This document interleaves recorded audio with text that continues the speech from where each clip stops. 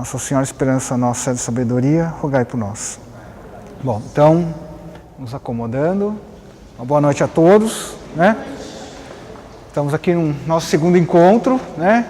Fico impressionado de ver que todo mundo sobreviveu ao encontro anterior, né? Eu vou começando no início um pouco devagar para dar tempo de retalhar, não perder muita coisa, mas depois a gente dá uma acelerada, né? Infelizmente hoje o professor Eduardo não pôde vir, né? Motivos de força maior, mas hoje, então vamos recapitular um pouquinho o que a gente viu na aula passada. Então nós vimos toda aquela criação, o contexto do surgimento das primeiras comunidades cristãs, né? Eu falei um pouco do entorno, né? da igreja nascente, né? O judaísmo, depois o paganismo, o embate da igreja com o paganismo, né? E nós vimos como a igreja, em um período menos de 300 anos, um pouco mais de 300 anos, ela dominou, né? Um pouco menos, né? Porque nós morremos no ano 33, menos de 300 anos, né? Então uma instituição, uma religião nova, né? Tinindo de nova, em menos de 300 anos dominar aquele que foi o maior império da sua época, né? É um feito assim realmente digno de nota, né? Claro que nós, aqui no nosso curso, como eu já tinha falado muito rapidamente na aula passada, a gente tem uma visão um pouco diferente da história, né? Quer dizer, não é puramente a ação dos homens, é a ação de Deus também. Mas os homens agem, dentro da história da igreja, por inspiração de Deus, do Espírito Santo, né? Então muitos historiadores da igreja, evidentemente, né? Não estou falando nada contra, né, meus colegas marxistas, ou materialistas, ou racionalistas, ou irracionalistas. Acredito, existe uma história irracional, né? Bom, quem já penou na prova de história no colégio deve imaginar que é muito irracional mesmo, né? Enfim. Então a nossa visão não, a nossa visão da história é que o homem, o fiel, o cristão, uma vez batizado, ele, por inspiração de Deus, inspiração do Espírito Santo, dos dons do Espírito Santo, ele age, né, em prol do crescimento do reino, né? Aquela ideia que eu havia comentado na aula passada, da cidade de Deus, de Santo Agostinho, né? Então, a cidade de Deus almeja o céu, e a cidade dos homens o inferno. Mas, mesmo os cidadãos da cidade dos homens, de uma maneira misteriosa, eles agem cumprindo o mandado divino. Não que eles vão para o céu por causa disso, não é isso, mas eles, praticando o mal, eles justificam os eleitos, né? E ali produzem sua própria perdição, né? Isso são palavras do próprio Santo Agostinho, né? E, bom, uma coisa que não deu muito tempo de comentar no passado, aliás, na aula do passado eu falei pra caramba, o tempo estourou e não consegui falar de tudo. O final do mundo antigo, quer dizer, o Império Romano, fins do século V, ele desaparece, e aí começa, na história da humanidade, um novo período, né, para o Ocidente, chamado, né, foi pejorativamente rotulado pelos seus críticos de Idade Média, a Idade Medíocre, a Idade das Trevas, The Dark Ages, né? The Dark Ages, né? E então a minha aula hoje, né, o tempo infelizmente é breve, teria que ser um pouco rápido, mas eu vou tentar mostrar um pouco as origens espirituais da Idade Média, né? Por isso que eu falei tanto de São Bento, eu vou falar também do grande pai Francisco, lógico que eu estou na paróquia São Francisco, então naquele momento, né, tem que dar aquela, né, douradinha, né, óbvio, senão São Francisco vai dar um puxão de orelha na minha no meio da noite, né?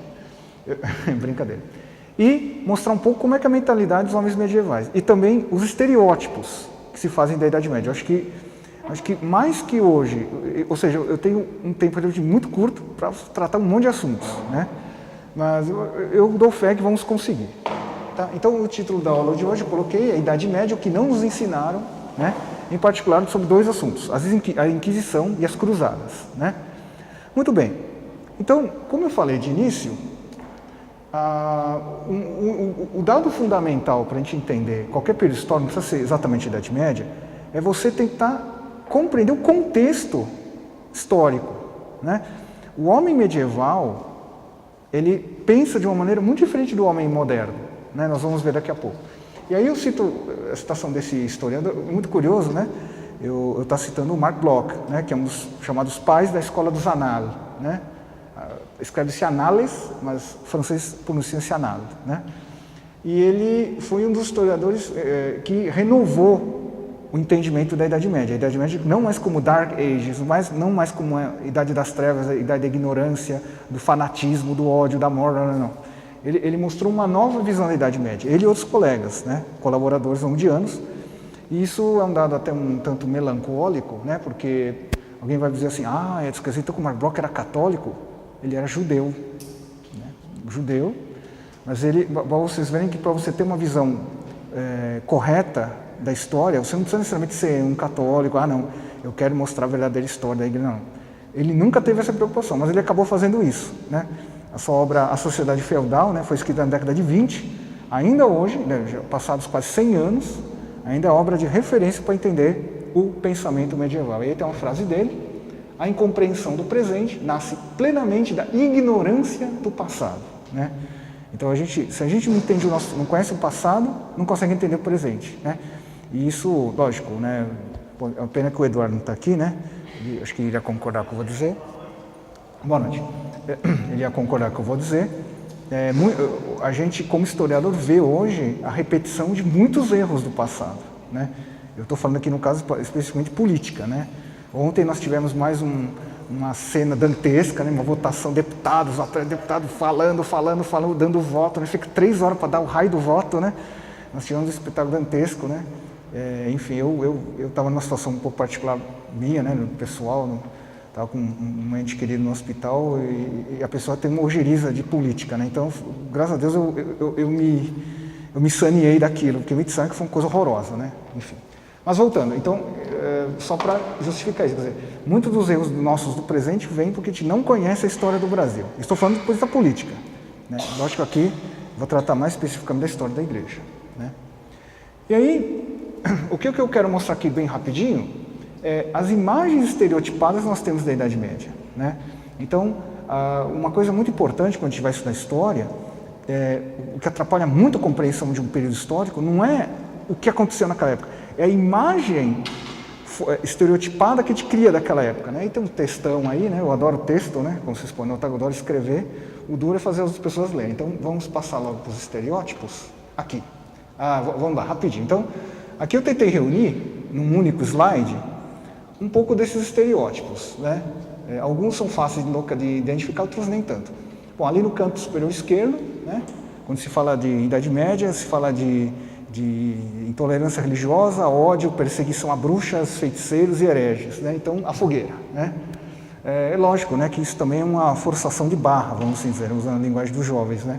Porque seria absurdo supor que no período que começou no século V, com a queda de Roma, em 476, e termina em 1453 com a queda de Constantinopla, período de quase 1000 anos, a única preocupação das pessoas em 1000 anos era queimar quem não pensava como era, um absurdo completo, né?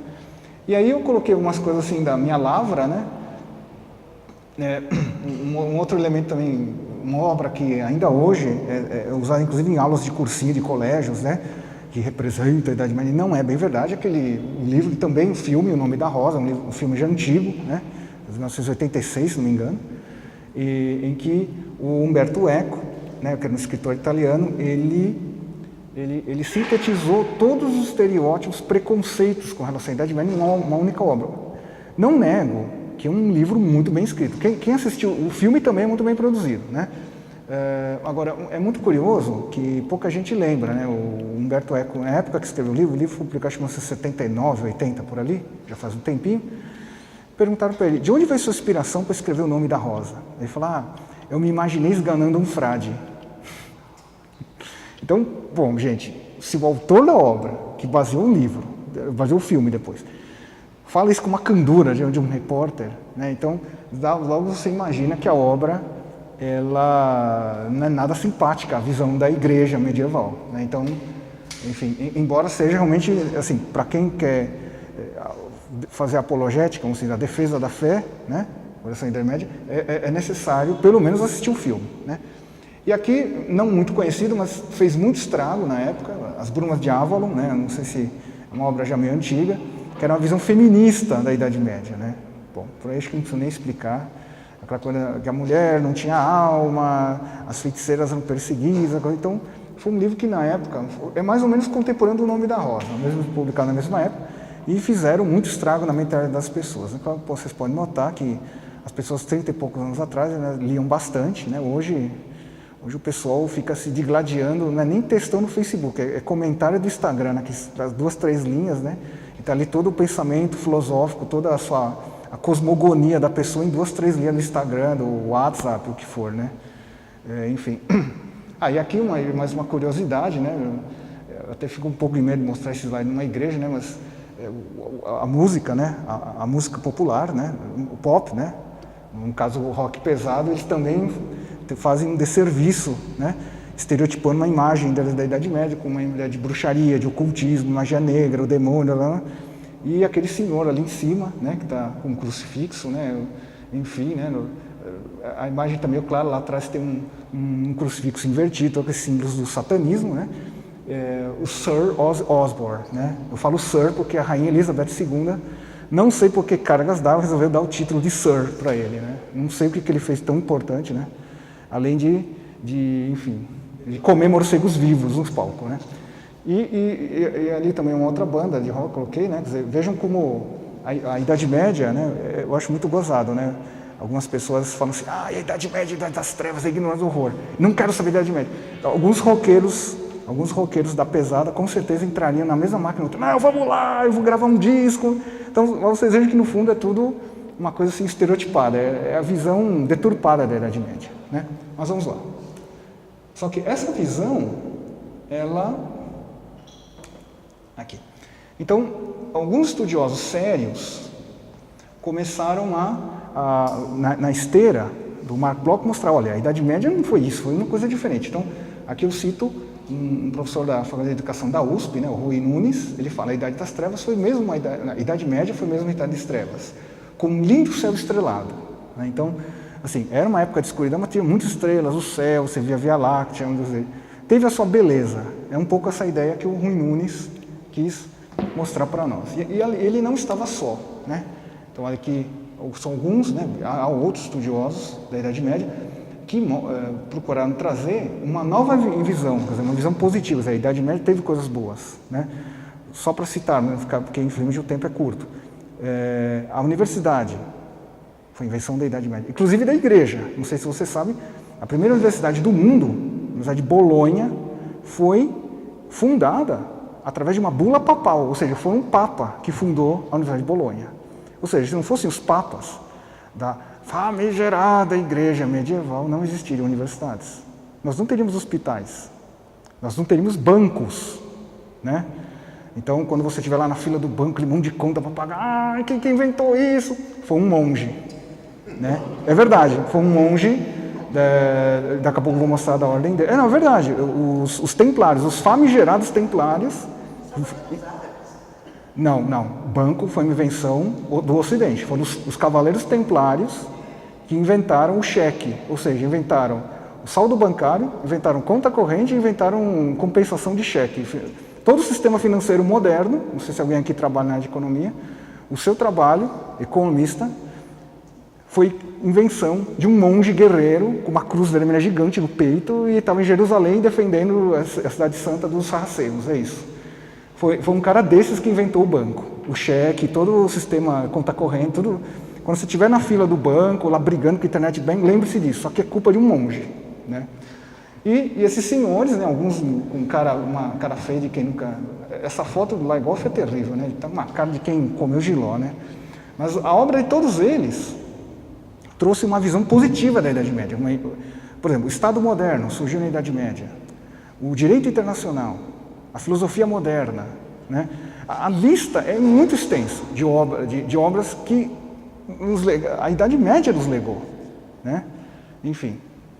Bom, vamos adiante que tem muita coisa para falar, né? Mas agora, assim, então um pouco a gente quebrou aquela ideia do estereótipo que a Idade Média é Dark Ages, ignorância, trevas, escuridão, roqueiros cabeludos, balançando a cabeça, não é nada disso, não. A Idade Média não foi isso, né?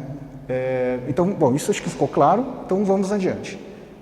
Para entender a espiritualidade medieval, é preciso entender que dependeu muito da obra das ordens religiosas, né? A primeira desse senhor, né? Claro que da vida mesmo dele não se sabe quase nada, né? Na verdade, só temos 2 documentos que falam da vida de São Bento de Núrcia, né? O São Bento, né? E a biografia dele, não sei se algum de vocês já teve a curiosidade de ler, né? Está disponível na internet, PDF. É um livro fininho, tem umas 50 páginas, mas eu nunca vi uma biografia de santo com tanto milagre por parágrafo. 2 a 3 milagres por página. E dos milagres os mais fantásticos, né? Então, a enxada cai no buraco, São Bento reza, a enxada levita e sai do buraco, o monge continua lavrando a terra. Quando ele vai almoçar com Santo Escolástico, os 2 rezam para Deus, São Bento rezando para o almoço terminar para ele voltar para a clausura. E Santa Escolástica, que era a irmã gêmea dele, rezando para que o almoço continuasse, porque ele morria de saudade do irmão, né? E eles brigando, e no fim, parece que a fé de São Bento era maior que a de Santa Escolástica, e o almoço terminou, né? Então, são só alguns exemplos, né? Eu ficaria horas aqui, porque o livro é fininho, mas tem tanto milagre, 2, 3 por página, juro, gente. Eu contei, eu fui lendo, fui contando, 1, 2, 3, 4, enfim. E, bom, tirando a parte, né, vamos assim dizer, das piadas, né? Mas São Bento, ele é considerado o pai do monasticismo moderno e o padroeiro da Europa. Acho que pouca gente sabe disso, né? Os nossos europeus hoje, né, que estão tão preocupados com aborto, LGBT, discriminação de tudo que de droga ali, né? Não se sabe que o padroeiro da Europa, esse senhorzinho, né, esse monge, que não sei se vocês estão notando, ele está com o báculo, né, quer dizer, ele era o abade, né, e a regra, né, em latim regula, né? E, bom, enfim, lógico que o historiador da igreja, que ele não é um historiador, é o chatão da festa, né? Eles estragam e falam, não, São Bento não foi o primeiro a criar uma ordem monástica no Ocidente. O primeiro foi São Martinho de Tours, no século IV, 200 anos antes de São Bento, quando os expoentes de São Bento vieram no século VI, né? Fim do V, começo do VI. Enfim, só que a obra de São Martinho de Tours, os mosteiros de São Martinho de Tours, com as invasões dos bárbaros, né, germânicos no século V, foi destruído os mosteiros. O de São Bento, que veio um pouco depois, né, 200 anos depois, sobreviveu. Então, é por causa disso que o legado da obra de São Bento persistiu, né? Então, São Bento foi o primeiro a criar uma regra, né, de vida dos seus monges, uma regra bastante detalhada, né? Ele diz exatamente a hora que você tem que comer, que você tem que dormir, o que vestir, como lavrar a terra, né? Ele chega a entrar nas minúcias de como preparar os alimentos dos monges. Então, é extremamente detalhado, né? E aqui eu coloquei, né, assim, e a regra beneditina, ela serviu de modelo para outras ordens monásticas da Alta Idade Média e da Idade Média Central, né? Eu falo Idade Média, Alta Idade Média e Central, a Alta Idade Média seria século V, século X, a Idade Média Central, ou seja, o apogeu do sistema feudal, né, do feudalismo, aquele negócio do senhor, né, protege o servo trabalha a terra, paga os tributos, aquela que a gente aprende na escola, né? Então a Idade Média Central seria os séculos XI e XIII, e a crise da Idade Média, séculos XIV e XV, que eu vou falar mais na próxima aula, né, quando a gente vai falar da questão da reforma, né? Quer dizer, para entender bem a reforma protestante, tem que entender bem a crise da medieval, né? Então eu vou deixar isso um pouquinho para um outro encontro, tá? E aí eu coloquei o nome de algumas das ordens, né? Todas elas baseadas, adotaram a regra de São Bento, Cluny, Cister, Cartucho, entre outras, né? E outra grande renovação, grande, tá, gente? Ali a pressa, tá? Inimiga da perfeição, tá? Ocorreria, a grande outra reforma religiosa saiu no século XIII com o nosso pai Francisco. Então vou mostrar agora bem rapidinho alguns slides. Esse era o mosteiro de São Bento, no primeira metade do século XX, eu coloquei antes de sua destruição, né? É uma história que é tragicômica, né? As guerras, elas têm um triste papel de destruir lindos monumentos históricos. Isso não é da época da Segunda Guerra Mundial, como foi o caso, né? No caso, o que aconteceu? Os alemães, né, supostamente estavam usando o mosteiro como fortaleza, e os americanos lançaram 2.000 toneladas de explosivos e arrasaram o mosteiro, né? Por uma questão de amor à história da igreja, eu não coloquei a foto do mosteiro depois do bombardeio, né? Essa é um pouco antes, né?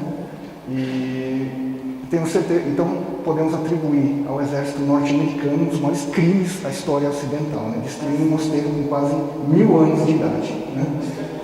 de evacuar o prior instantes antes do bombardeio. Ele sobreviveu, né? É o prior da abadia, né?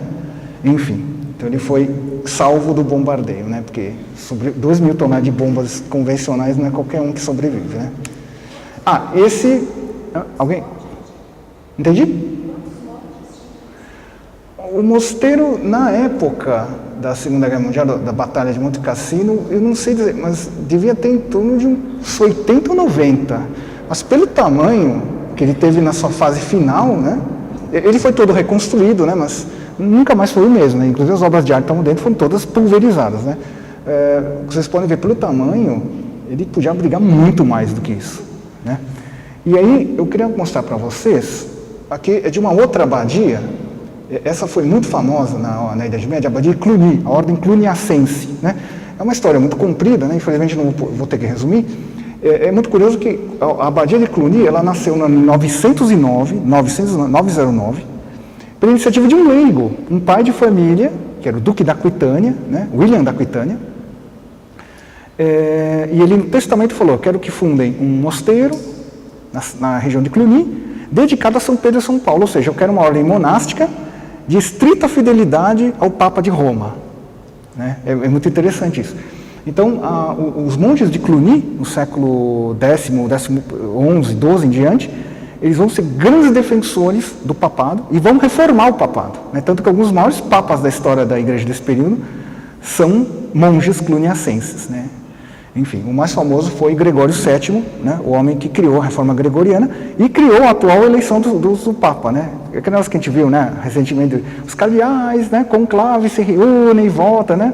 Foi o Gregório VII que bolou, e era um monge de Cluny. O seu sucessor seguinte também ficou muito famoso, Urbano II, vou falar daqui a pouco da obra dele, né, um pouco mais questionável, vamos assim dizer, e ele foi quem convocou a primeira cruzada, né? Também era monge de Cluny, Urbano II, né?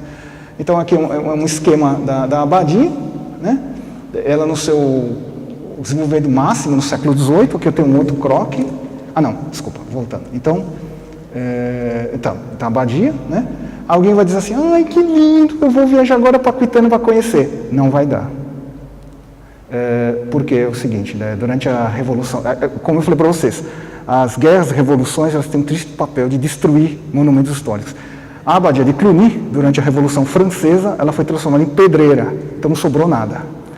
Os revolucionários franceses, né, enfim, eu tenho certeza, está sendo registrado, eu com certeza seria apedrejado no Facebook, mas, desculpa, é a verdade histórica, né?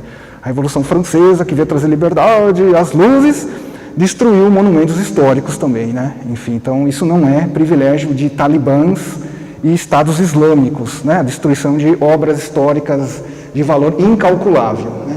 E aqui, desculpa?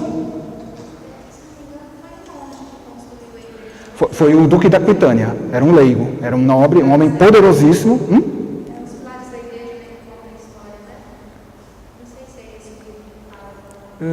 Olha, esse livro, vou confidenciar você que eu não conheço, mas foi o Duque da Aquitânia, William, né?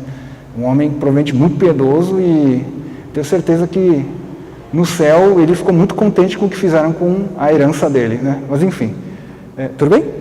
Então aqui só para mostrar a expansão dos mosteiros, então de Cluny, todos esses outros mosteiros, eles foram se irradiando por toda a Europa. Vejam que interessante que um dos mosteiros foi em Santiago de Compostela, vou falar dali daqui a pouco, né? Então foi durante os séculos X e XI, foi uma das ordens religiosas mais importantes, né? Agora sim, né? Temos que falar daquele que também foi uma outra grande ordem religiosa que surgiu, monástica, na Idade Média e vai ter um grande fruto nos séculos seguintes, né? A obra de São Francisco, né? Eu até, na hora que eu estava montando isso, eu até pensei, acho que nem precisa de texto, porque acho que todo mundo que conhece a vida de São Francisco, é só botar o slide, mas enfim. Então, agora a obra de Francisco é muito curiosa, porque apesar da obra dele, né, da ordem franciscana, ter tido um grande sucesso no século XIII em diante, e, inclusive daí vão derivar muitas outras ramificações, né, a ordem dos capuchinhos e etc. É curioso que as semelhanças param por aí, né? Quer dizer, se você comparar a vida de a obra de São Francisco com a de São Bento, A ordem de São Bento, desde o começo, São Bento falava em construir mosteiros, né?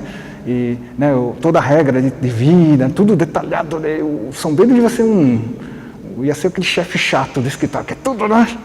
São Francisco não, né? Quando São Francisco pede audiência ao Papa Inocêncio III, e o Papa pergunta, onde é que está a regra da sua nova ordem religiosa? Ele mostrou para o Papa 3 trechos dos Evangelhos, falou, está aqui, né? Aqueles trechos, né? Vai, vende tudo que tens, dá aos pobres e me segue, né? Vende os livros do campo, né? Enfim, o filho do homem não tem onde recostar a cabeça, era coisa assim. O Papa falou, não, isso aqui é brincadeira, né? Aí expulsou Francisco do Palácio Papal. Aí vamos dizer, que injustiça do Papa. Em parte sim, mas em parte porque também isso explicava, porque na cabeça de Inocêncio III tinha que ser uma regra parecida com a beneditina. E quando chega a ver um monte de mendigo, tudo de marrom, né, invadindo o Palácio Papal, Inocêncio III acha que aquilo é um absurdo. Né? Então, assim, a gente vendo um pouco a história precedente, fica fácil entender porque que o Papa do início botou o São Francisco de Assis para correr. Né? Tudo bem? Então, assim, então vamos continuar. Então, assim. Então entendido um pouco, então vejam que a espiritualidade do homem medieval, ela é muito marcada pela vida religiosa, né?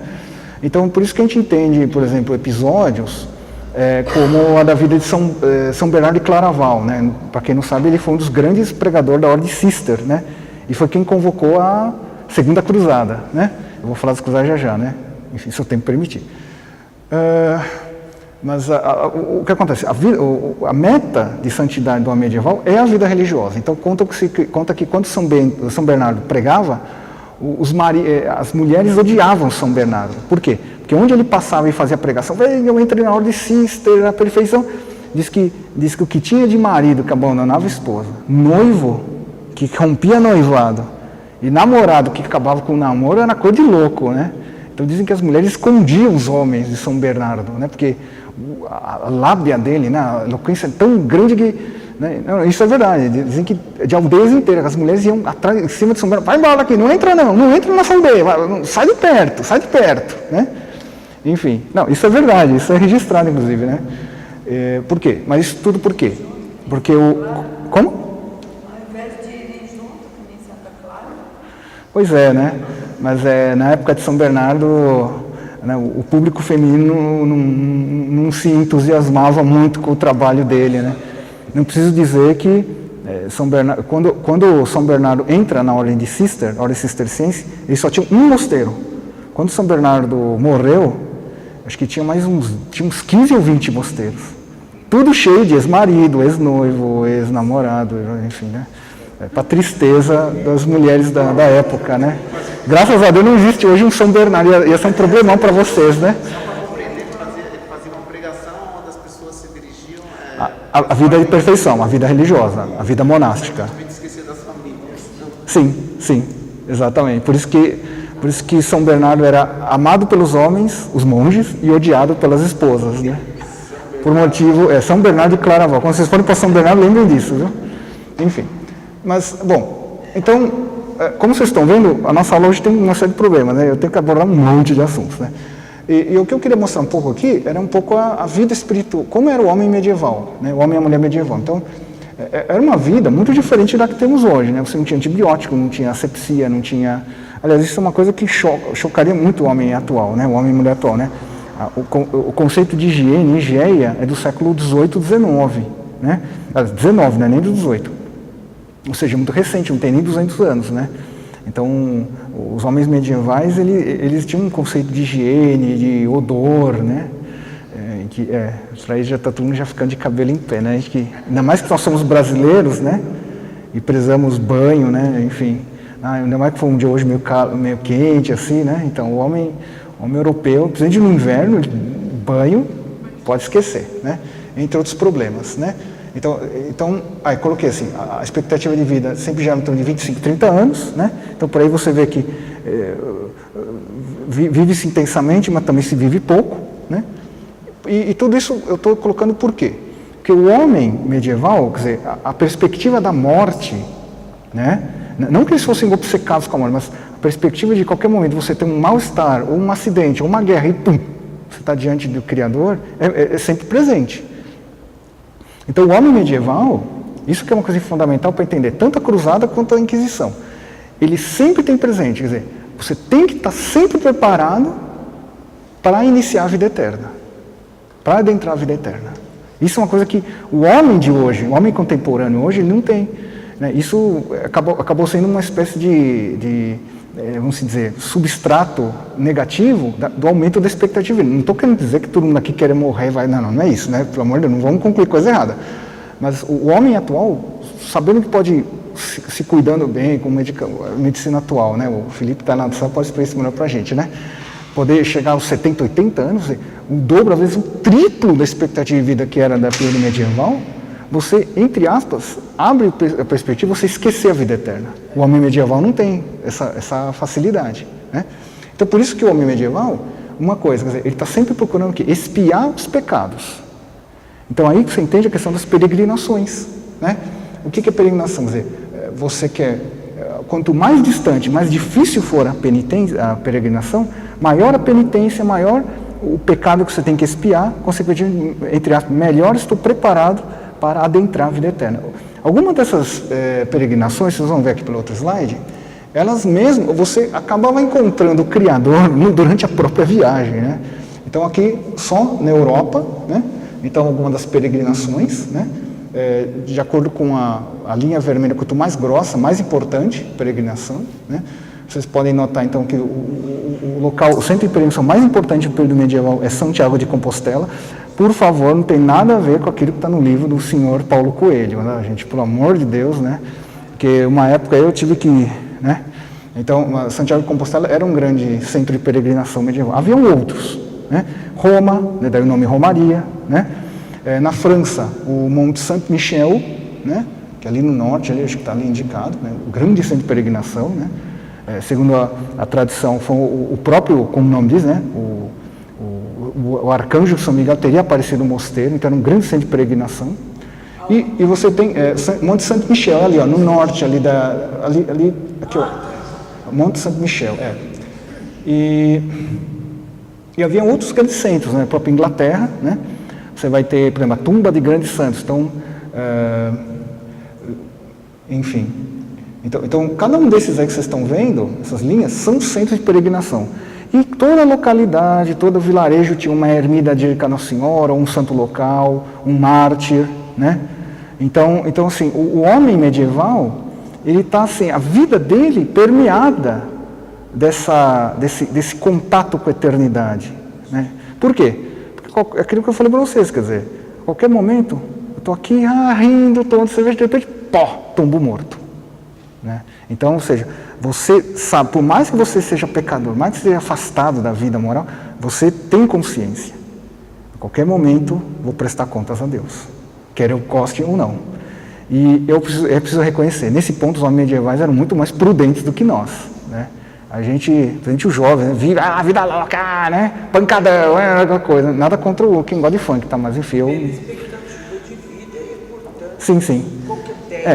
Essa questão espiritual é muito importante. E é bom que vocês entendam para a gente ir para a sequência aqui. Assim, aí, ao longo dos próximos slides, eu vou mostrar algumas práticas de devoção litúrgicas que são medievais. Então, por exemplo, a genuflexão. De onde que veio a ideia da genuflexão? Está ali, ó. O monge templário, né? Na verdade, a genuflexão ela tinha uma origem, entre aspas, laical, você se ajoelhava diante do Senhor, o Senhor de terras, para receber a sagração de cavaleiro. Então você se ajoelhava e com a espada, o Senhor sacava a espada e fazia aquilo que a gente vê no filme do Rei Arthur, né? Tipo, sagra o cavaleiro, São Pafunga, a gente tem. Sim, então a genuflexão, né, eu achei muito feliz nas minhas garimpagens no Google, que a menina, querendo ou não, ela está fazendo o mesmo gesto do cavaleiro, né? E a origem é a mesma, né? A genuflexão, né?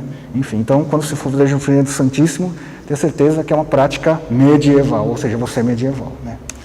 Assim, agora sim, então, como eu falei a questão da peregrinação, a gente pode entender bem a questão da cruzada, né? O que acontece? A cruzada nada mais é que uma peregrinação armada. Então, imagina, há poucas semanas atrás, nós comemoramos os 300 anos da aparição da Nossa Senhora Aparecida, e imagina, então, você fazer a peregrinação, você tem que, está cheio de ladrões, salteadores no caminho, bom, não que hoje não tenha, né? Mas naquela época era muito mais perigoso que, ou não, né? Eu acho que tão perigoso como hoje, né? Então, a diferença é que o homem, o medieval, falou assim, não tinha esse negócio de só da paz, de branco, né, desarmamento. Não. O cara já ia andar com... O seu homem medieval de Bíblia, ele ia botar lá um 38 na cintura e falar, bom, agora eu vou rezar tranquilo, porque quem chegar perto vai encontrar o Criador também, né? Por mais assim, tosco que pareça, essa era um pouco a ideia da cruzada. Quer dizer, vou peregrinar em Jerusalém. Mas Jerusalém está na mão de infiéis. Então, eu vou entrar à força em Jerusalém. Né? Eu vou peregrinar, vou rezar e azar de quem estiver no caminho tentando atrapalhar. Assim, resumindo grosseiramente, a ideia é um pouco essa. E quem que estava tentando atrapalhar na época? Isso é até interessante tocar nesse assunto, porque ele parece hoje tão atual como nunca. Né? Então, no começo do século XI, no ano 1003, a dinastia árabe dos Fatimidas, eles decretam a proibição da peregrinação aos lugares santos de Jerusalém. Né? É até muito interessante que o califa Hakim, né, ele, no ano de 1007, ele ordena a demolição da abadia do Santo Sepulcro. Nós vimos na aula passada, né, mostrei aquele slide, né? Então, o califa Hakim, ele ordena a destruição. Né? E é muito interessante que os cronistas da época falam, ele foi específico, eu quero que vocês destruam até as pedras do alicerce, para que os cristãos nunca mais encontrem o local onde Jesus Cristo foi enterrado. Né? Para nossa sorte, né? Parece que a empresa que o Hakim contratou para a demolição fez um trabalho medíocre, e pouco tempo depois localizaram novamente a tumba, né? O sepulcro, né? Felizmente. Então, azar do Hakim que ele contratou uma empresa meia boca, né? De demolição, né? Eu acho que eu estou fazendo uma piada, né? Enfim, não tinha nada disso naquela época, né? Mas aí o que acontece? No fim do século XI, então o Papa Urbano II, como eu falei para vocês, o monge de Cluny, vejam como as coisas vão se encaixar. Ele diz que, no Grande Concílio de Clermont, em 1095, ele diz que quem participar da peregrinação armada, no termo cruzado posterior, que o pessoal está no século XVIII, peregrinação armada, receberá indulgência plenária. Né? Indulgência plenária quer dizer que você tem a remissão total dos pecados. Né? Então, caso você venha a falecer durante a cruzada, você não vai permanecer, ou permanecer muito pouco menos tempo do estipulado no purgatório. Né? Muito bem. Aí, falando assim, fica um pouco aquela impressão de que a cruzada, os cristãos intolerantes, né, vão lá guerrear com os bondosos muçulmanos. É preciso dizer que isso não era bem assim. Tá? Um pouco antes, né, no ano de Paulo de 1065, né, uma grande peregrinação de cristãos alemães, né, do norte, né, da Alemanha, eles foram para a Terra Santa, quando estavam a acho que uma semana de viagem de Jerusalém, os turcos eles atacaram e mataram cerca de 15 mil peregrinos. Né? E essa notícia, quando chegou na Europa, em 1065, foi explodiu uma bomba atômica na cabeça. Então, quer dizer que eles estão fatiando, estão decapitando cristão de baseada. É isso mesmo. Né? Eu estou falando isso porque, infelizmente, no livros didáticos, se coloca muito essa ideia de os cristãos malvados combatendo os bondosos muçulmanos, mas na verdade tinha gente ruim de todo lado. É claro que, mesmo entre os cruzados, nós tivemos muitos abusos. Né? De novo, falando dos cristãos da Germânia, né? Vocês devem estar lembrados que eu falei na aula passada que os povos germânicos estavam recentemente evangelizados, então é uma fé imperfeita, pouco solidificada na mentalidade. Né? Então tinha um cavaleiro chamado Volkmar, que ele dizia que tinha recebido uma visão do Cristo, e o Cristo teria dito, lógico, isso no fundo era a cabeça do Volkmar, tá, gente? Ele falou, não, Nosso Senhor falou que em vez de ir tão longe combater os infiéis, vou combater aqui dentro da Alemanha. Então ele começou a queimar sinagogas, né? É simpático o Volkmar, né? Então isso tudo em nome, supostamente, da fé, né? Então, como vocês podem ver, estou contando tudo isso para vocês mostrarem que tinha gente ruim, tanto de um lado quanto de outro. Então, é uma coisa que eu falo muito em aula, né? Quando eu dou esses cursos de história da igreja, eu falo, se é para ser justo, vamos falar mal de todo mundo. Assim todo mundo está nivelado, né, na ruindade e ninguém mais fala mal de ninguém, né? Então, se é para jogar sujeira no ventilador, vamos ser democráticos. Vamos jogar de um lado e do outro, para cima, para baixo, né? Por que jogar só de um lado só, né? Tudo bem? Assim.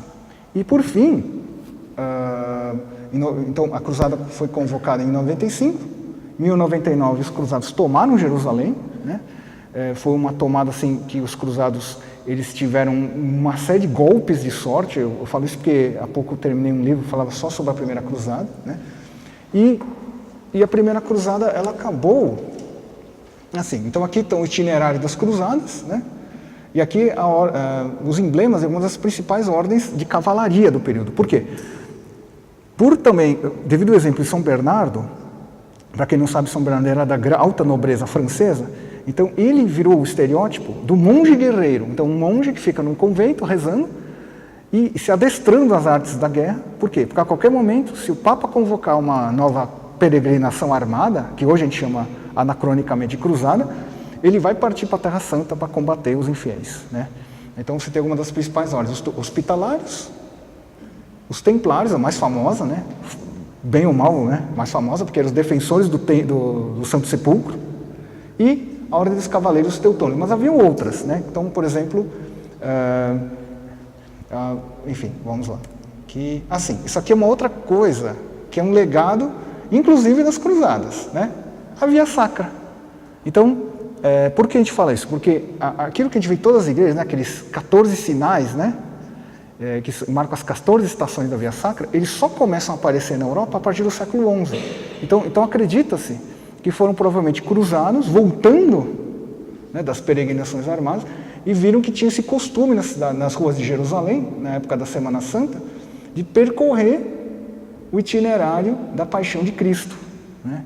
Então, como são 14 pontos que se parava durante a procissão em Jerusalém, então, nas igrejas, nas capelas, começaram a se marcar as 14 estações da Via Sacra. Então, quem tem aí o hábito, né, é uma pena que é um hábito está em desuso, mas é muito piedoso, né, de meditar as estações da paixão, também você está inconscientemente fazendo um tributo medieval, né? Assim, eu estava falando das ordens de cavalaria, né? Aqui, então, lógico que é um pouco estilizado, né? A armadura do cavaleiro variava muito, né? Para quem não sabe, o cavaleiro que tinha que comprar o seu próprio equipamento, né? Então aqui dá algumas mais importantes, né? Então é muito interessante isso, né? Toda aquela ideia da cortesia, né? Então o cavaleiro, quando parte para a cruzada ou para uma guerra, né? Não precisa necessariamente ser uma cruzada, ele se coloca sobre o patrocínio de uma dama, né? Então aquela ideia da cortesia, né? Era o papel do cavaleiro saber cavalgar bem, o manejo das armas e tratar bem as damas, né? Então vocês vejam que isso é outra coisa que hoje faz muita falta, né? Eu noto aqui que a maior parte do público é feminino, e os barbáricos tempos medievais, né? Veja como é injusto a gente chamar os tempos de barbáricos, né? Eles eram sabiam muito melhor tratar as mulheres do que hoje, né? A gente estava falando há pouco do trânsito, né? Quem encarou o ônibus metrô lotado para vir aqui sabe muito bem do que eu estou falando, né? Vamos lá. Assim, e essa aqui, para terminar, né? Porque infelizmente o tempo já está se esgotando, é a situação da Terra Santa logo depois da primeira cruzada. Então surge o Reino de Jerusalém, Condado de Trípoli, Principado de Antioquia, Principado da Cilícia, Condado de Edessa. Quer dizer, eles transportaram para a Terra Santa o sistema feudal, porque o rei de Jerusalém era o suzerano e todos os outros reinos em volta eram vassalos, inclusive os califados, né? Claro que isso não durou muito tempo, né? Os muçulmanos, sabendo que eram esmagadora a maioria, né? Os cavaleiros, como eu falei para vocês, na primeira cruzada ganharam por uma série de lances de sorte, né? Enfim. Mas a presença dos cristãos assim, em Jerusalém vai durar até o ano de 1184, quando o Saladino, ou Saladin, ele retomar a Terra Santa. Assim, isso aqui também é uma outra prática devocional dos barbáricos e obscuros tempos medievais, o terço, né? O que é que acontece, né? Nos mosteiros, né, beneditinos, cistercienses e tal, havia o hábito dos monges rezarem 150 salmos. Então imagina, todo dia, bom, quem já pegou a Bíblia sabe também que são... 50 salmos. Sim, só que pensem o seguinte, a maioria dos monges naquela época eram analfabetos. Então, não é absurdo supor, lógico, tudo isso que eu estou falando agora é suposição, mas faz sentido. Não é absurdo supor que um confessor de um monge falou: senhor confessor, eu não sei escrever, não sei ler, sou analfabeto, o que eu faço? Tá bom, em vez de substituir o salmo, uma Ave Maria. Aí o cara começou a rezar 150 Ave Marias. Aí, para não ficar muito monótono, porque realmente 150 você acaba se perdendo na contagem. Então, Então, não é também absurdo supor que entre 10 Ave Marias, um Pai Nosso, 10 Ave Marias, um Pai Nosso, nasceu o terço. Né? Claro que há toda uma tradição, né? Fala, né, de São Domingos de Gusmão, né? Que Nossa Senhora Aparecida vai rezar o terço, enfim. Mas na época de São Domingos, século XIII, o hábito da recitação do Rosário já estava estabelecido. Alguém tinha uma pergunta aqui? Eu vi alguém levantando o braço? Tá. Enfim, então quando São Domingos, no combate à heresia dos cátaros, dos albigenses, ele difunde a recitação do Rosário, já era uma prática devocional que já existia antes, né? Enfim. Então isso também, quando você for rezar o seu terço antes de dormir, ou acordar, ou no ônibus, você mais uma vez está homenageando os obscuros tempos medievais, né? Então se você é católico e não gosta da Idade Média, você vai ter que parar de fazer um monte de coisa dentro da igreja. Eu acho que mais da metade das coisas, para ser bem sincero com você, viu? Mas vamos em frente, eu estou sendo sarcástico, né?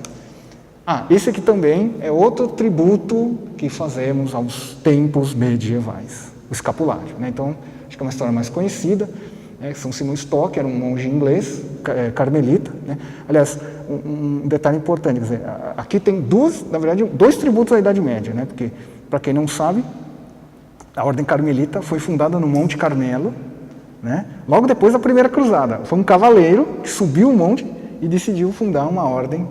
Ou seja, a ordem carmelita, ela tem um pé na ordem de cavalaria, né? Então, se você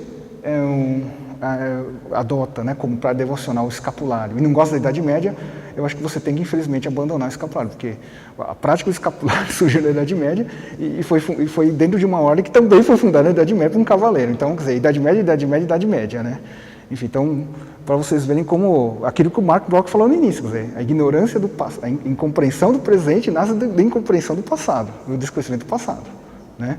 Enfim, e aí Nossa Senhora teria aparecido, né, a São Simão Stock e dito, né, que a ele, né, o recomendado uso do escapulário, né, quer dizer, quem estiver usando o escapulário no momento da morte, Nossa Senhora irá visitar essa pessoa. Então, é claro que aqui na imagem, uma vez, bom, eu uso o slide porque ele já está montado, bonitinho, redondinho, mas uma aluna minha me chamou e disse, aquele escapulário, ele não é o do Carmo. Eu falei, enfim, é um detalhe, tá? O do Carmo é aquele ali de cima, tá? Falha da produção, tá? Uma hora com calma eu corrijo esse erro anacrônico histórico. Sim, para terminar essa parte, eu estava falando um pouco da intolerância dos cristãos contra a tolerância dos muçulmanos. Olhem só o que eu achei, que acho que esse vale a pena ler, né? É o secretário pessoal do Saladino, esse é o Saladino, o homem que em 1184 retomou Jerusalém dos cristãos, né? E aí está uma frase do seu secretário pessoal. Então nada impede de supor que o Saladino pensava dessa maneira também. Então ele diz assim, vamos até a Jerusalém, rebelde, para submetê-la, para calar o barulho das capelas cristãs e fazer ressoar a chamada islâmica para a oração. Não sei se vocês já viram, mas que aquela coisa, né, que tem as 5 orações muçulmanos, jazz, aquela coisa assim, né? Enfim, eles fazem uma chamada, né? Enfim, para que as mãos da fé muçulmana expulsem as dos infiéis, os cristãos, para purificá-la dos vícios de sua raça, das imundícies dessa humanidade inferior, para reduzir seu espírito ao silêncio, deixando mudos seus campanários. Ou seja, eles vão destruir todas as igrejas, né? Nada que o Estado Islâmico hoje não se proponha a fazer. Isso aqui é século XI, tá, gente? 12, viu, gente? Século XII, 1187, né? Sim, e Sérgio, eu tenho quanto tempo ainda? Eu já estou falando tempão aqui. Já estourou? 5 minutos? Tá bom. Então eu vou tentar ser bem rápido. Bom, agora acho que fica fácil de entender a questão da Inquisição medieval, né? Então, texto... Bom, enfim, eu vou tentar resumir, né? Eu acho que vocês viram tudo. O homem medieval é um homem que a expectativa de vida é baixa, a presença do eterno e a possibilidade de você adentrar a eternidade está constantemente colocada. Então, a pessoa é uma situação que você tem uma religiosidade muito à flor da pele. E aí, por volta do século XII, começam a surgir as grandes heresias do período medieval. Eu vou voltar um pouquinho. Não é aqui, peraí. Onde é que está o slide que eu falo enfim. Então, o que acontece? para combater as heresias, isso é outra coisa que se fala muito mal da Inquisição, fala, a igreja manipulando. Foram resultado de clamor popular, era o povo, o fiel comum, que queria ver os heterodoxos sendo castigados, punidos e se fosse uma coisa grave, fossem executados em praça pública. Né? Essa é a grande verdade, né, da Inquisição da Idade Média. Né? A igreja, inclusive, né, é relatado em várias atas de concílios da época, ela relutou em criar os tribunais, até que no ano de 1215, durante o quarto concílio de Latrão, se determina que o combate às heresias, ou seja, mas claro que a igreja condena, mas quem executa é o braço secular, ou seja, o poder civil. Né? Então esse é um outro ponto que se devia destacar. A igreja nunca aplicava a pena capital, quem aplicava era o poder civil. Ah, mas por que poder civil? O que tinha a ver com isso? A gente não pode esquecer que nós estamos numa época em que não havia separação igreja e Estado. Quer dizer, a igreja ajudava o Estado ajudava a igreja. Né? Então, dentro dos líderes políticos da época, se é que podemos chamar assim, dos reis, duques, né, imperadores, etc., era uma questão de ordem pública combater quem seguia uma religião que destoava da maioria da população. E, para piorar, havia esse clamor público, né, pelo combate à heterodoxia. Né? Então, aqui eu resumi muito rapidamente como é que era o processo inquisitorial. Se dividia em denúncia, geral secreta, reunião de testemunhos, também secretos, o interrogatório. Uma coisa que choca, lógico, a sensibilidade do homem atual, a tortura era utilizada como parte da montagem do inquérito. Né? Claro que a gente vai falar, Idade Média, absurdo. Pois é, mas, bom, acho que não precisa ninguém assistir o Cidade Alerta para saber que em muita delegacia por aqui se faz a mesma coisa. Então, nesse ponto, a gente não evoluiu. Né? É capaz ainda do delegado falar, não, é a tradição medieval, né? A tradição que vem dos séculos, né? Só que eu prefiro a do escapular, do terço, via sacra, etc. Né? E vinha a absolvição, condenação e execução. Aí a gente vendo isso e fala, ai, que coisa horrorosa, mas como que eram os processos aqui? Eu acabei pulando. Alguém falou assim, mas a Inquisição é uma coisa horrorosa, mas como que eram os processos antes da Inquisição? Era assim, você tinha dois tipos, tinha as ordalhas e juízos de Deus, o nome acho que já diz mais ou menos o que era, né? Deus vai julgar se a pessoa é inocente ou não. Então, por exemplo, você pegava um acusado de roubo de galinha, só estou inventando, amarrava uma pedra, no sujeito jogava numa tina de água. Se boiar, inocente. Se afundar e morrer afogado, era culpado. Não preciso dizer que, em geral, vocês já entenderam, né? E essas eram a ordalha e juízos de Deus. E as vinganças privadas. Né? Essa era outra prática que, infelizmente, ainda hoje, né? Quem assiste o Cidades Alerta, viu os vídeos de YouTube da vida aí, sabe do que eu estou falando.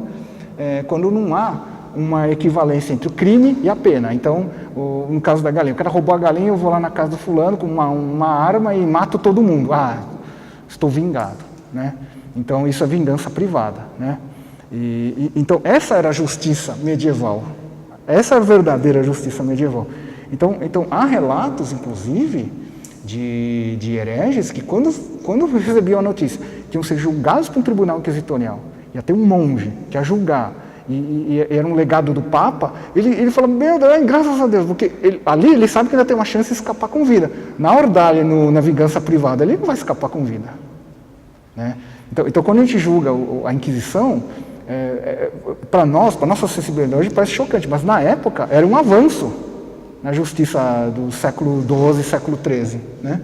Porque a justiça anterior era muito mais barbárica. Né? Sim. Uma regra que não mudou muita coisa. Sim. Foi aperfeiçoado.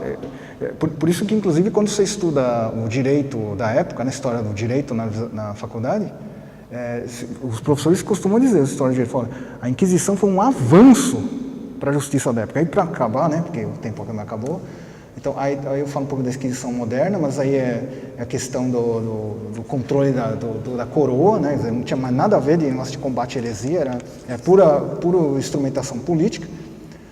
E, aqui. Assim, aqui. Números, lugares e tempos. Então, para terminar, que o tempo já acabou, mas vejam só, o número de vítimas. Então, é muito difícil estipular o número de vítimas que a Inquisição na Idade Média provocou, vítimas fatais, né? Alguns falam em torno de 50 mil, uma população de 100 milhões de pessoas, e isso ao longo de 100 anos, né? Século XIII e século XIV. Né?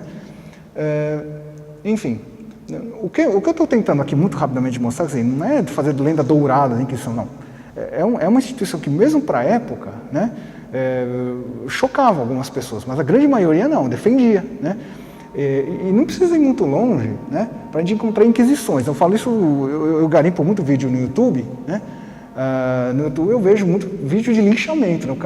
O cara é pego roubando não sei o que na rua, o pessoal pega e lincha, esfola o cara a pauladas. Né? Quer dizer, se isso não é uma inquisição, uma ordalha, um juízo, vingança privada, eu não sei o que é.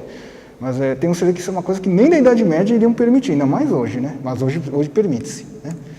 Assim, e aí para acabar, né? Então isso aqui foi um slide que eu até passei para a Fernanda, né? É uma citação do professor Felipe Aquino, está nesse livro aqui, o professor Felipe Aquino da Canção Nova, né? Eu tirei desse livro aqui, né? Esse aqui eu estou falando problema, mas é um livro bastante detalhado, né? Escrito pelo professor Felipe Aquino. É da Canção Nova, ele grava muitos vídeos sobre a história da igreja, enfim, né? E ele... Isso, E aí ele fala que nosso século não tem a mínima autoridade moral para condenar a Idade Média à Inquisição. Mesmo nos seus piores momentos, ela não pode ser comparada com os horrores dos regimes totalitários do século XX. A Primeira Guerra Mundial matou 16 milhões. A Segunda, 50 milhões. O nazismo assassinou 6 milhões de judeus e o comunismo ateu levou à morte milhões. Aí ele não colocou... Mas acredita-se em torno de 100 milhões de mortos ao comunismo no século XX. Né? Então, quer dizer, 50 mil, né, na Idade Média, mais uns 15, 20 mil na Inquisição Moderna, onde está realmente a verdadeira Inquisição? E aí eu vou deixar aqui. O que me assim. nessa citação é assim, porque eu acho que uma coisa não justifica a outra. O fato do nazismo matar milhões não justifica que a igreja matou 50 mil. Eu acho assim que a gente tem que... Eu acho ótimo que a igreja evoluiu, eu acho maravilhoso, mas a gente não pode esquecer que ela matou 100 pessoas inocentes, né? Não, eu concordo. Qual é o seu nome? Sibeli. Sibeli, veja, a questão não é justificar. Outras coisas horríveis que aconteceram na história. Sim, mas deixando mais leve o que aconteceu com a igreja, comparado com coisas horríveis que aconteceram no nazismo. Não, veja, Sibeli, Só está dizendo o seguinte, olha, nós não podemos fazer esse papel de que, que horror! Não, eu acho que a gente pode falar assim, é um horrorífico e tudo o resto. Ó, Sibeli, só um momento. Então, só para responder a sua colocação, eu entendo o que você quer dizer, mas veja, a minha preocupação hoje aqui, o que era? Era justamente mostrar, porque como é que se vende na sala de aula, um livro didático, na mídia, que o que a igreja fez foi muito ruim. E, por exemplo, o comunismo até no século XX fez coisas maravilhosas. Por exemplo, uma coisa que eu saio na rua, eu fico assustado de ver. A quantidade de pessoas, grandes jovens, com a camiseta do Che Guevara. Né? O Che Guevara, para quem não sabe, ele foi um dos homens que mais responde por milhares de assassinatos em Cuba, depois da tomada do poder, né? Derrubado do Fulgêncio Batista em 59. E ele é idolatrado como um herói, quase um santo. Né? Pelo comunismo, né? Latino-americano. E então, assim, aquilo que eu falei há instantes atrás, quer dizer, se é para a gente ser justo, vamos jogar sujeira no ventilador de todo mundo. Assim, pelo menos, a gente fica uma coisa democrática. Todo mundo tem um esqueleto no armário para purgar, enfim. O erro não conserta o outro, isso é o que eu penso, é verdadeiro. Porque veja só, o que eu tentei fazer aqui é o seguinte, quer dizer, mostrar que a Inquisição medieval, e assim também como a Cruzada, ela está entendida dentro de um contexto da época, de religiosidade, as pessoas entendiam que a religiosidade era um valor, etc. Né? Agora, o irônico, né, no caso, eu citei o caso da Revolução Cubana, né, é que se fez toda aquela barbaridade em nome de uma sociedade perfeita, onde não teria desigualdade social, não teria pobreza, não teria, entendeu? Isso eu acho que é a parte melancólica, quer dizer, quanto mais alta é a utopia terrestre humana, pode ter certeza que vai se abrir a porteira para todo tipo de barbaridades, desumanidade, crimes, né, contra os direitos humanos, etc. Tá bom? Então o que acontece? Eu creio que nós temos aqui, nós temos uns minutinhos, né, Sérgio, até 9h30, né? É isso? Então temos aí um espaço para perguntas, gente. Se alguém tiver alguma curiosidade, agrura, raiva, quiser fazer uma inquisição contra a minha aula, fica à vontade, viu? Sibeli, né? Você tem mais algum questionamento, uma coisa para... Tá. Então, mas retomando aqui o que você tinha colocado, que eu acho que foi uma pergunta pertinente, importante. Quer dizer, o que eu tentei fazer aqui, nada mais era assim, não é bem assim, a defesa da Inquisição, né? Porque uma coisa que, devido à exiguidade de tempo, eu não tive tempo de falar, que em 1998, isso aí está na internet, isso é fácil de enquadrar, 1998, o então Papa São João Paulo II, ele organizou um enorme congresso no Vaticano sobre a Inquisição, né? Reuniu mais de 200 especialistas, né? Historiador, todo pessoal na área de ciências humanas, católico, não católico, ateu, louco, tudo especialista na área. E eles chegaram à seguinte conclusão, quer dizer, que o assunto Inquisição é um assunto que já está encerrado no seguinte, não há mais por que ter polêmica, né? Tudo que se referia a esse assunto já foi compreendido, né? Na época, isso são palavras do próprio Papa, São João Paulo II, né? Ninguém nada menos que São João Paulo II. Foram cometidos abusos, né? O principal deles é que o fiel da época não entendia que o rigor ele tem que estar unido com a misericórdia, com a caridade. Quer dizer, então havia aquela concepção um pouco, o homem medieval tinha um pouco isso, né? Olha, um pouco, muito. Aquela visão, entre aspas, burocrática da fé. Não, você tem que seguir a risca isso. Não segue, você está fora, né? Que aí, puxando um pouco para o nosso momento atual, eu vejo alguns grupos isolados dentro da igreja, são pequenos, porém muito bem organizados, esse tipo de mentalidade querer voltar a florescer, né? No caso, eu falo dos nossos amigos, os radicais tradicionalistas, né? Então, aquela coisa, fica uma visão da fé muito assim, burocrática, assim, como se fosse um cartório, né? Tem que ser assim, a missa assim, errou a rúbrica, né? Então por exemplo, eu recebo de jovens, né? Os jovens que eu brinquei na aula passada, né? Eu recebo muita mensagem assim, a menina entrou de blusa com alça na missa e é excomunhão. Eu falei, não, peraí, né? Calma lá, né? Ou então, esqueceu o jejum, entrou mascando chiclete, excomunhão. Eu falei, não, gente, peraí. Mas, apesar do exagero, a mentalidade religiosa do homem medieval vai um pouco nessa pegada, entendeu? Então acho que isso foi uma coisa que talvez na minha fala não tinha ficado muito claro, né? Por isso que eu falei, é uma fé vibrante, é uma expectativa de vida baixa, quer dizer, a perspectiva do além está sempre presente, né? Enfim, então, diferente da mentalidade do homem atual, né? O homem atual, a perspectiva do além, do sobrenatural, ela está sempre em segundo plano, né? Enfim, como dizia maldosamente, né, o Nelson Rodrigues, né, quer dizer, o brasileiro só é solidário no câncer, né? O Nelson Rodrigues tem essa frase terrível, né? Mas o que ele quer dizer com isso? Quer dizer, as pessoas só se preocupam em ser solidário com a outra na hora que a coisa aperta de vez, né? Enfim, não, o homem medieval ele não é assim, né? Para o bem e para o mal, né? Então eu acho que isso talvez tenha ficado muito claro na minha fala. Alguém tem mais alguma colocação a fazer? Curiosidade? Nesse mesmo É melhor falar no microfone, viu? João Paulo II, ele pediu perdão, né, pelo abuso cometido no tempo da Inquisição, né? Ele pediu perdão, como se esse assunto tivesse realmente parado ali, né? A questão não foi não foi exatamente um perdão. Foi e não foi. Na verdade, assim, se apontou no Congresso, em 1998, que foram cometidos abusos, né? Claro que, assim, não é querer corrigir um dos grandes santos da história da igreja recém, mas eu acho que essa colocação do Papa tem que ser um pouco matizada. Porque, assim, pedir perdão pelos erros, mas a gente está a 800 anos de distância. Hoje fica muito fácil verificar os erros. Na época, ninguém viu, né? Enfim, por exemplo, a questão mesmo da cruzada, né? Só para vocês terem uma ideia, até o século XVI, haviam pessoas que defendiam a necessidade das cruzadas, né? Um deles vocês nem vão acreditar, Cristóvão Colombo, né? O Colombo, para quem não sabe, assim, não se sabe muito bem a origem dele, né? Porque ele foi criado por monges. Então há toda uma série de teorias, se ele era realmente genovês, se não era alemão, se era inglês. Alguns dizem até que o Colombo, na verdade, era judeu, por isso que talvez se esconder a origem, né? Porque na época era uma mácula, né? Em termos de judaica. Mas o fato que esse detalhe dele ter sido criado por monges é muito interessante. Eu falei tanto de monge na aula de hoje, né? Por que isso? Porque se você pegar as cartas, os escritos do Colombo, Uma das cartas que ele escreve para os reis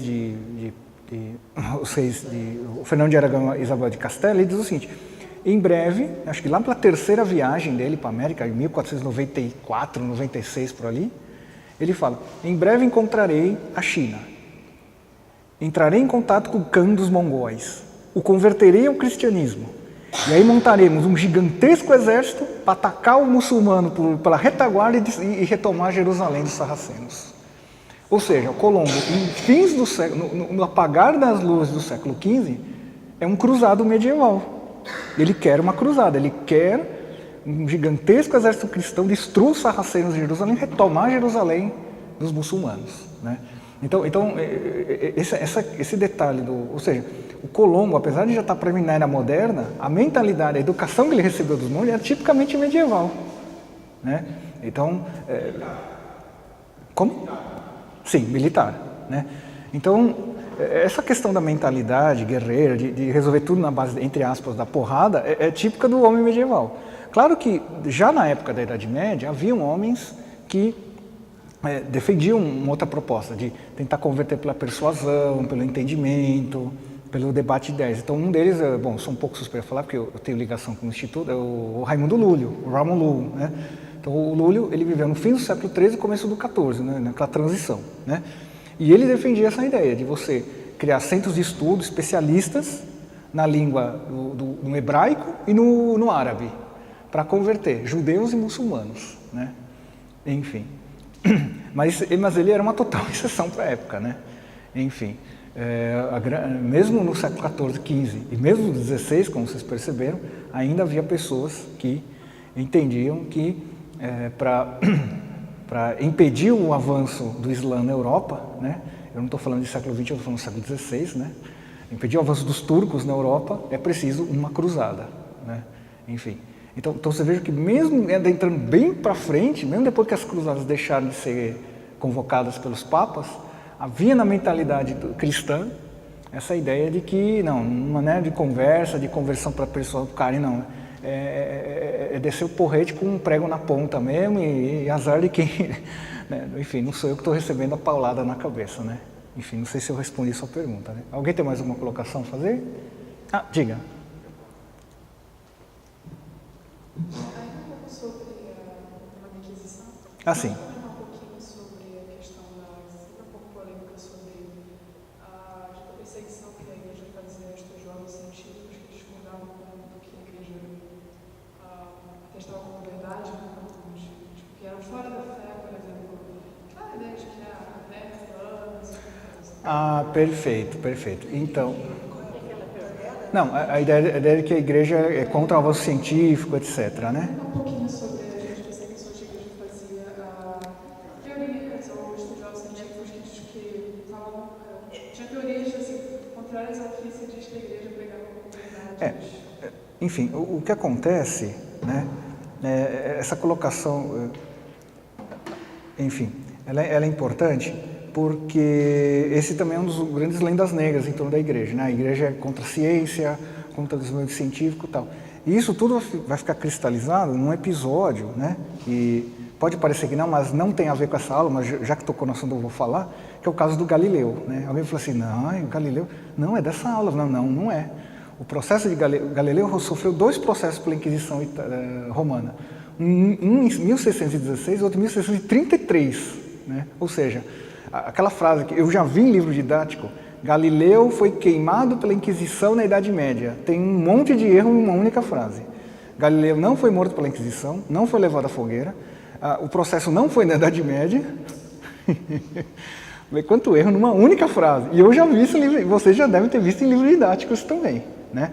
Então, voltando um pouco ao que a gente estava falando, né? Quer dizer, vocês veem, né? Quer dizer, o que eu estou apresentando para vocês pode não parecer, mas no ouvido de certas cabeças bem pensantes, né? É por isso que eu estou com medo de quando eu publicar esse vídeo, vai voar um monte de besteira no meu feed, mas eu já estou acostumado com polêmica, eu adoro polêmica, né?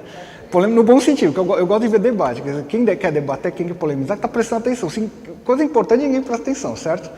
Mas voltando. Então, por quê? Isso é parte de uma campanha, alguns diriam até organizada, contra a igreja, né? Porque, bom, já que eu cantei a bola, no caso do Galileu, né? O Galileu, ele era muito amigo de 2 cardeais do Vaticano. Um deles, o Barberini, que por um acaso depois seria eleito como Papa Urbano VIII. Urbano VIII, né? Então, já começa uma coisa assim, pô, como é que um grande inimigo da igreja, o grande defensor da ciência, a igreja inimiga da ciência, como é que era amigo de um Papa? Pior, Urbano VIII, para quem não sabe, ele era astrônomo, assim como Galileu, né?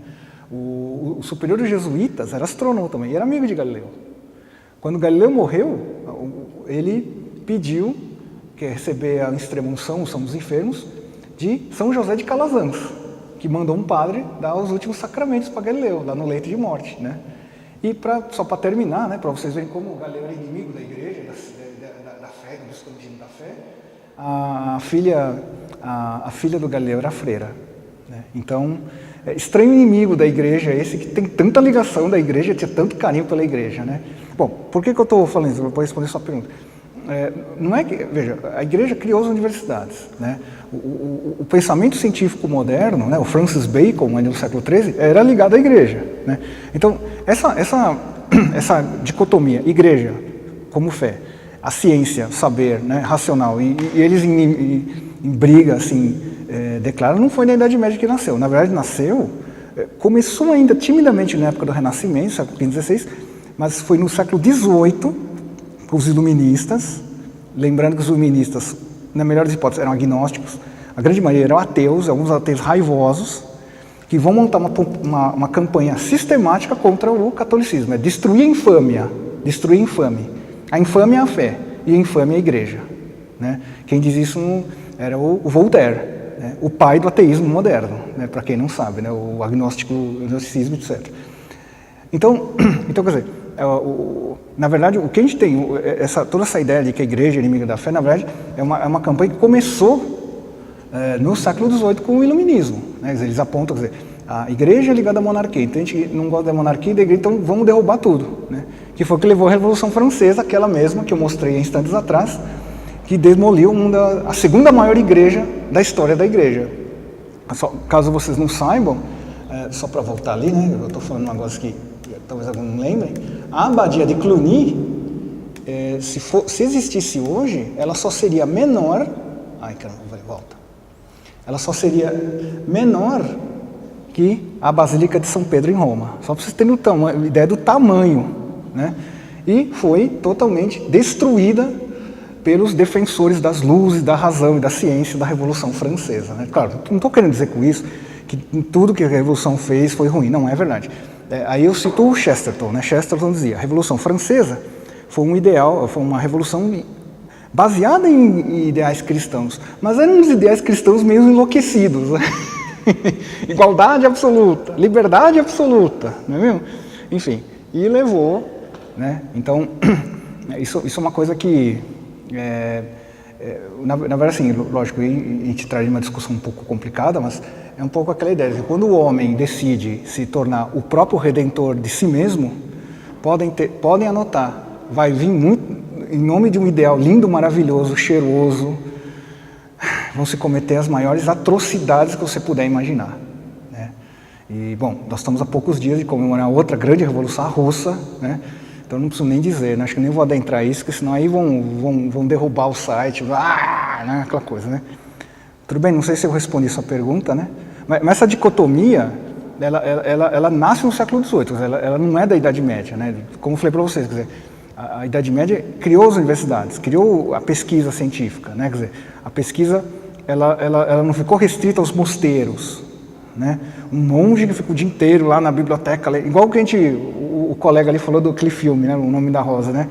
Não era aquilo, quer dizer, a partir do século XI em diante, com o crescimento da universidade, há uma difusão do saber, né? E isso só foi possível através dessa invenção obscura, retrógrada, né, que foi a tal da universidade, né? Que foi criada por um papa, né? Não se esqueçam disso. Diga. Só para concluir seu raciocínio mesmo, só vai seguir, que assim, a igreja ela é contra a ciência absurda, né? Como por exemplo a ciência de criar fazer aborto e outras coisas que a gente vai ver relacionadas à natalidade. Mas acho que nesse ponto ela termina sendo inimiga, entre aspas, não que ela tenha sido inimiga da ciência, que na verdade foi isso que ela fez. Na verdade, respeito, o que acontece é o seguinte, né? Porque a igreja, ela tem uma coisa que, não sei se acho que eu falei direito na primeira aula, é bom deixar bem claro, chama tradição. Então, a igreja tem uma tradição de 2 milênios, né? É muita coisa, né? Então, por exemplo, quando você tem um grupo de pessoas, enfim, falando assim, não, o aborto é um direito humano, né? Assim, olha, desculpa, mas a experiência passada, a tradição diz, na época dos romanos se praticava e não era legal, em outras épocas se praticou e não era legal. Então, acende-se uma luz vermelha, olha, será que é mesmo? Será que é? Né? Então, essa questão da tradição da igreja é que acaba assim, a experiência passada diz, olha, antes tentaram, não deu certo. Quem garante que dessa vez vai dar? Né? Que aí entra numa discussão um pouco mais complicada, que é o conceito de revolução, de tradição, mas que eu não vou adentrar muito, porque fica muito, e o tempo infelizmente já se esgotou. Né? Tudo bem? Alguns dizem que é uma guerra cultural, né? O Monsenhor Sanarruja, né, que faleceu há pouco, ele dizia isso, naquele livro dele, Poder Global, Dominação Universal, ou o contrário, enfim. Né? Ah, sim, sem dúvida.